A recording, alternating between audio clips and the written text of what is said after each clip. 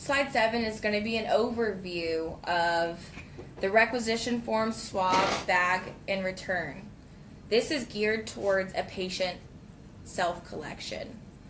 If you're using a different form of collection, such as a phlebotomy group, if you're collecting the specimen yourself, or if a medical assistant is collecting this in a physical brick and mortar practice, these can be changed around to that particular workflow. Let us know and we'll give those to you.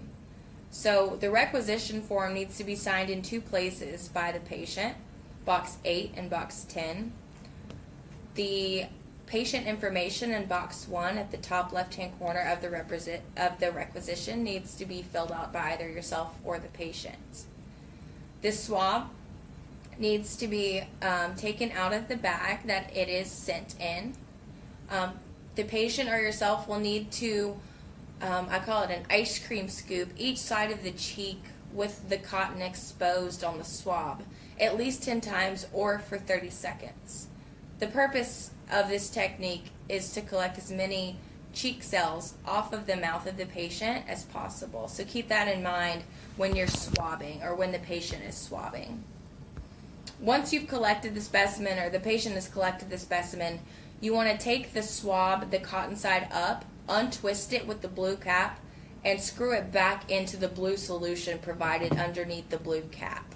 Make sure that the cap is secured properly. If you shake the tube and you see a blue liquid come out, you haven't secured the cap enough.